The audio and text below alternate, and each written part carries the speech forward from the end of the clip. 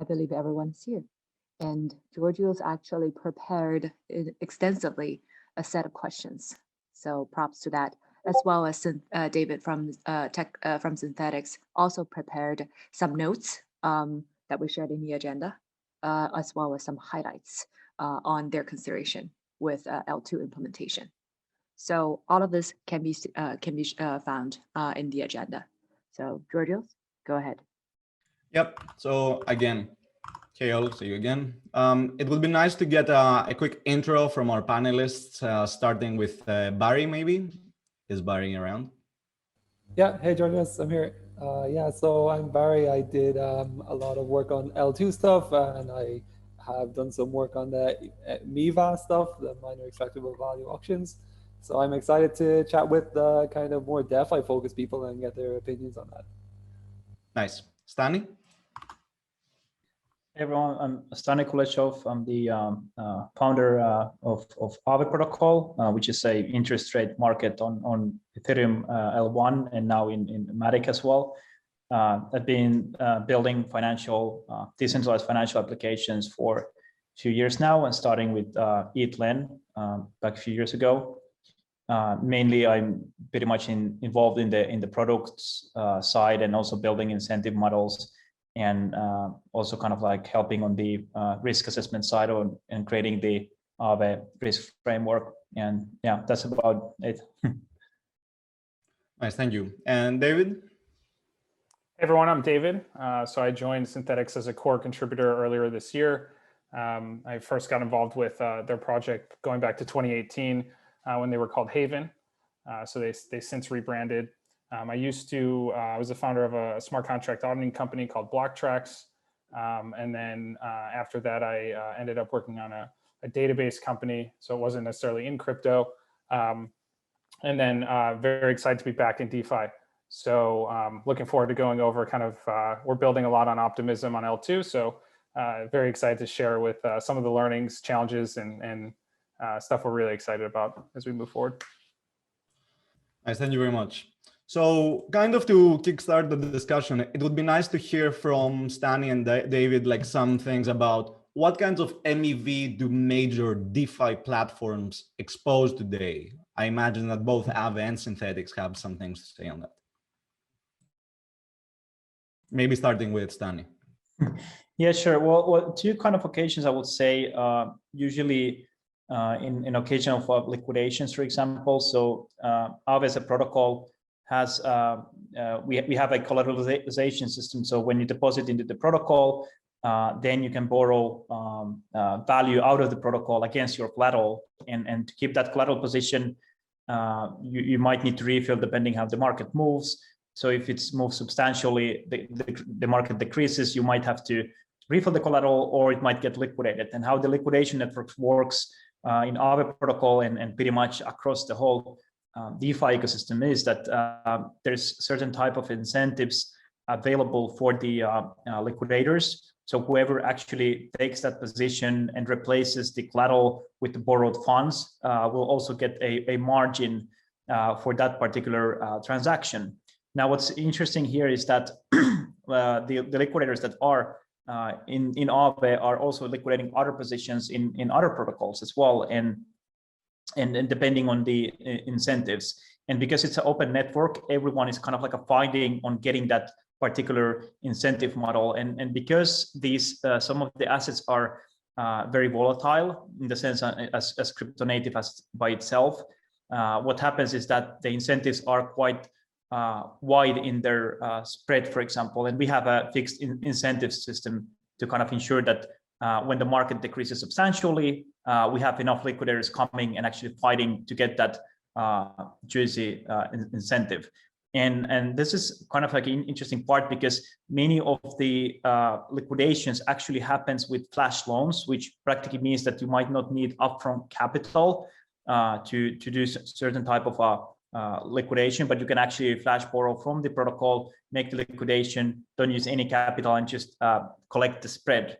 And this is where the MEV actually has its own risk, I would say. And in general, when it comes to flash loans, so our protocol is a flash loan protocol, so you can not just borrow against a collateral, but you could borrow for one particular transaction with sub-transactions doing, for example, arbitrage. Let's say that you borrow from Aave, you buy an asset in market, one market, let's say Uniswap, and you sell it in another market, Kyber, for example. And this is also kind of like opportunity where the value can be extracted by the miners. So at least those two cases are something that's very familiar to us. And David? Well, yeah. So if you're familiar with Synthetix at all, I mean, one of the biggest challenges any DeFi protocol faces is getting liquidity in the system. And so the way we've designed our liquidity system is SNX stakers come on to the platform, they stake their SNX, and then they mint SUSD, which is kind of the entry point into the synths world on Synthetix. And so on Synthetix, we support a number of different synthetic assets, anything from synthetic ETH and synthetic Bitcoin to fiat synthetic currencies. We have a synthetic oil, and there's commodities, and now we've added equities such as synthetic Tesla and Coinbase, et cetera. And so how the liquidity for those assets gets created is through the stakers.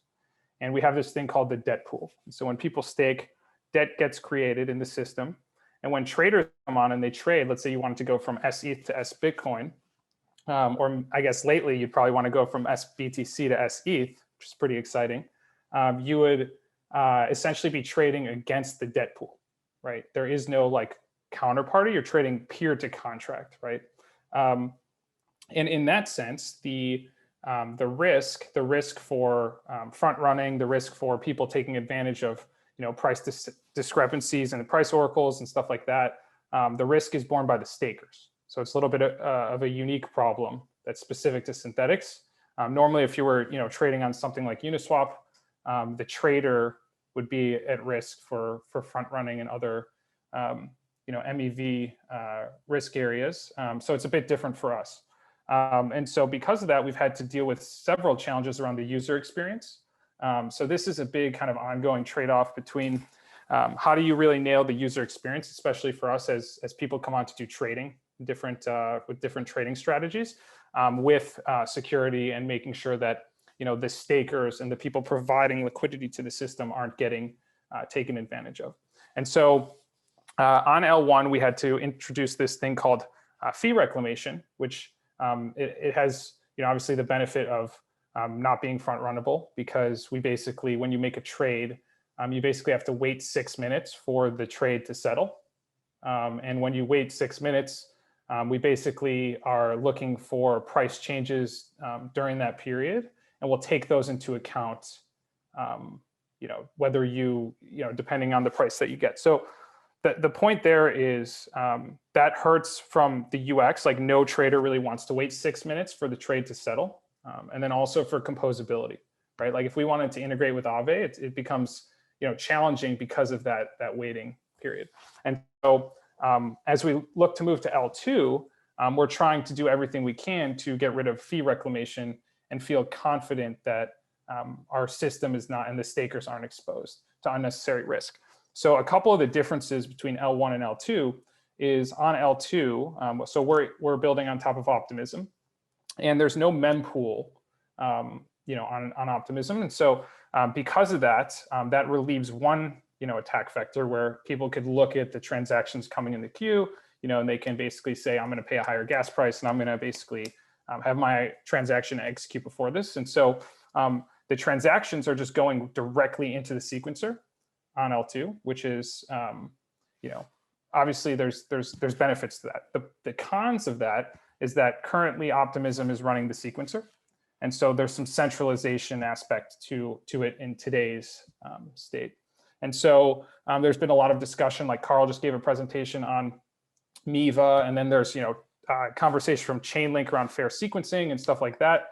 And those mechanisms are designed to help bring more decentralization to the sequencer not being able to order transactions, right? Because Optimism has every reason not to shoot themselves in the foot in terms of messing with the order of transactions. But once, the plan is to move Optimism away from running the sequencer to bring more decentralization where anyone could run the sequencer.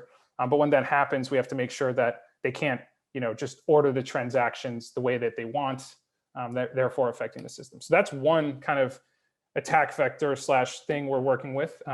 The other area is around price oracle latency. And this specifically, again, is a huge problem for Synthetix because of the way the debt pool, like I explained with the liquidity, is structured.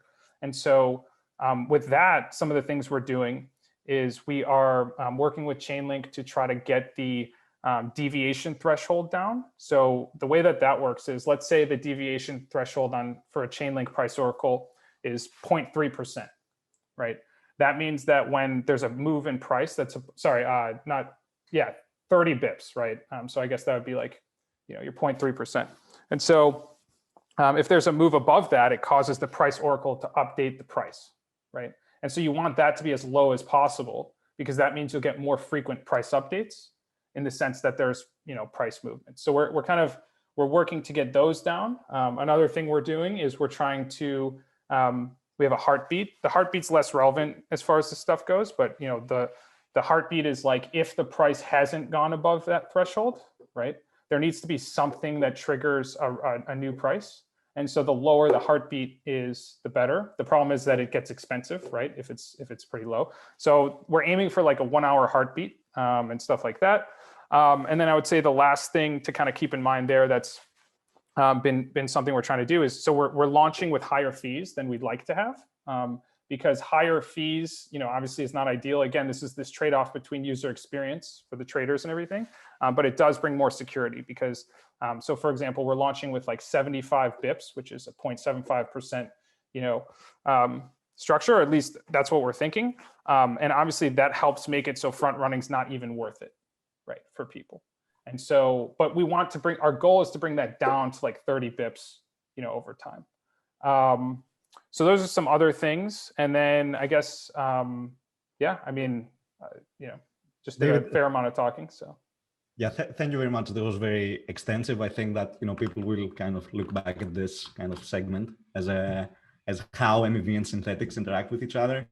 On the thing that you just said about optimism, just to ask a question to Barry, what do you think about the MEV auction? So yes, you were very early into like designing the mechanism. I earlier said some things about like not liking them so much. So I wonder what your thoughts are on MEV auctions and how they will define kind of the layer 2 block producer election game. Oh, fun. Okay. So yeah. So, okay, let me just give a little quick introduction to it. So I think that like MEV is a serious problem and we should do all we can to remove as much MEV as possible, but we should also try and mitigate the problem of MEV. So I see MEV auctions, MEV extractable value auctions, as a way of mitigation. So that's kind of what I think. What, like, Georgios, what are your concerns about it? Basically that it just doesn't solve much in a way. You just use it to elect your sequencer, and then yes, the sequencer of course receives all the MEV, and then what? Well, okay, so theoretically, like, because you have this auction to elect the sequencer, the value that the profit that they're making, like the majority of that profit should just be destroyed or else donated to some public goods. The idea is that like although MEV still exists in the system, what you're doing is you're capturing like some subset of it. And when you're doing that, you're kind of reducing the severity of it. Yeah, does that make sense? To some extent, although it still seems to me that having some form of more low-level randomization scheme or separation between execution and ordering would be a more robust solution. But it seems like that maybe these two are complementary. Yeah, I think we should have both. I mean, we can dig into this more, but I've also had some thoughts about the random ordering, but I'm not sure if that's the direction I want to take it in, the panel, I mean. I think everybody would be interested in hearing how like random ordering and kind of like these mechanisms interact or will affect rather the rest of the DeFi ecosystem on layer 2. So maybe kind of worth scoping down like your thoughts into this. Okay. Cool. Yeah, so I'm a little bit like, okay, so you do random ordering where like the block producer orders the transactions before they know what the transactions are. But like there's certain situations where this will be really bad, right? For example, if someone on Synthetix or Aave is getting liquidated, and let's say the reward for that is like 100 ETH, then people are incentivized to create like 100 ETH worth of transactions and just randomly put those out there on the off chance that they will be the first one. It turns it into this kind of lottery situation where you get this like burst of transactions appearing because people know that, oh, I probably won't get there, but if I do, it's like winning the lottery. So that's, for me, is one concern of the random ordering. I think someone raised that earlier during Ellie's talk, but I'm not sure if it really got described correctly. So I think that like the solution that I prefer is actually the time lock approach, where so basically what you do is you say, okay, here's my order. I'm going to place this order and it's going to be processed after some time delay. And the reason you have to use a time lock is because you don't want people to be able to place orders and then say that, okay, I'm not actually going to reveal that order. Yeah, so I think it's important to do both, but I'm skeptical about the random ordering approach. But I know other people have other opinions on that. I'd be interested to hear. Got it. It's interesting you mentioned like the kind of the liquidations use case, because so in terms of our roadmap, I don't know if you can pull up the second slide that I had, but this definitely becomes relevant if you think about like what we'll be rolling out. So currently we just have staking, right, on L2 on mainnet. We'll be rolling out exchanging like next, and then after that shorting synths, and then futures, right? And futures, the way we're designing the system is sort of like perpetuals, where you can specify leverage. And so once you start to specify, 5 times leverage on a position, the liquidations become like somewhat tricky and can be, so I think there is like a potential attack vector, kind of like Barry was saying there. So I think that's a pretty interesting thing I'd like to give more thought to. One thing I'm thinking as well, kind of like what one solution will be. I mean, it's kind of like it's not an optimal solution because in one way, and theoretically, is that you can create governance-based permissions for liquidators. So practically, certain type of liquidators can liquidate, and that could be one option, that you have this like permissionless ability. That would be one way, but then again, like we're going against the permissionless nature of the blockchains and the DeFi itself. But to some extent, that could be one way to do it, especially if you use governance for this kind of solution. That might be pretty interesting. Another thing Chainlink's talked about in their like fair sequencing stuff that they've been thinking about is basically encrypting the transactions so that the transaction content's only revealed after the ordering's been agreed on. So that's another kind of interesting thing. It's, I don't know that much necessarily about it, but I know that that's something they've been trying to figure out. So yeah, so my concern with this approach is that like what you have to do is you have to make sure that people are forced to reveal their order. Because otherwise, what I can do is I can make like potential orders and then refuse to reveal them if it's going to lose me money. So yeah, that's my thinking there. There has to be some mechanism to force the reveal of the order.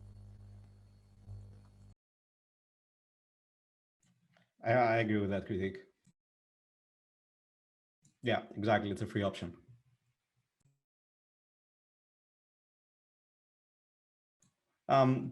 Maybe moving forward, like because we're kind of running on time, when like evaluating a layer 2 protocol, because Stani, you have deployed yourselves on Matic, and I don't know what the rest of your plans are.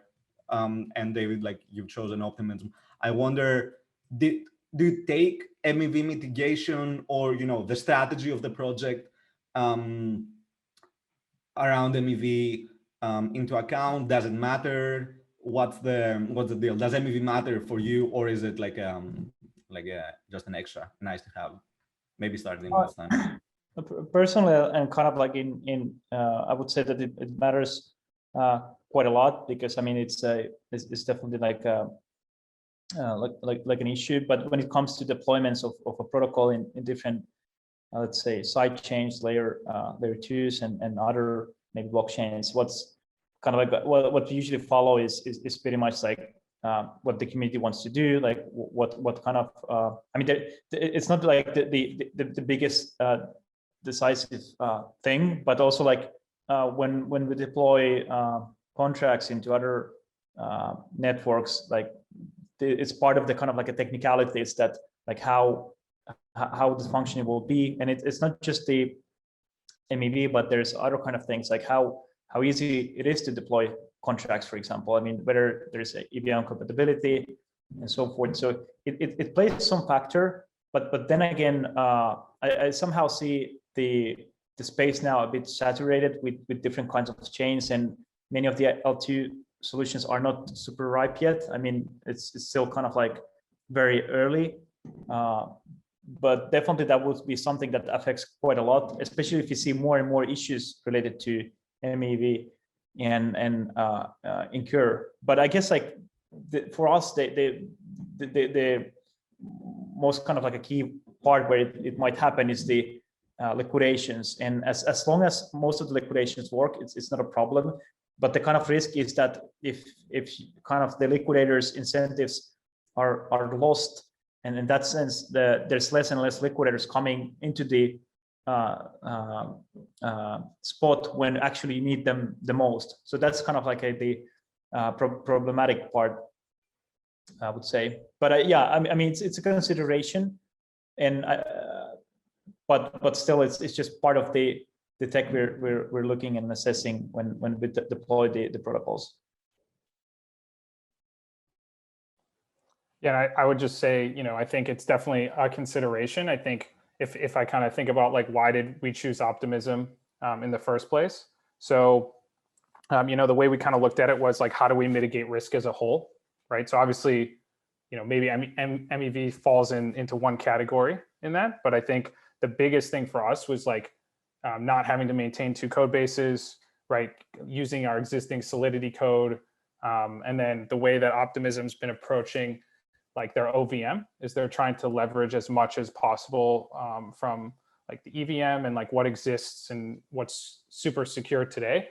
And so, for example, I think they're like compilers like a 200-line diff or something like that, right? So those were all considerations we were taking into account. And then, I think we just really like their team, and we're really excited about working with them. At the same time, we're trying to we want to be at the bleeding edge. And so I think one question we've been getting a lot is like, what's our overall L2 strategy, right? So we love the Optimism team. We love what they're doing. I think as things, continue to change, we're certainly excited about like, just being on L2 in general and making sure that like we're at the forefront of the way like the community is moving.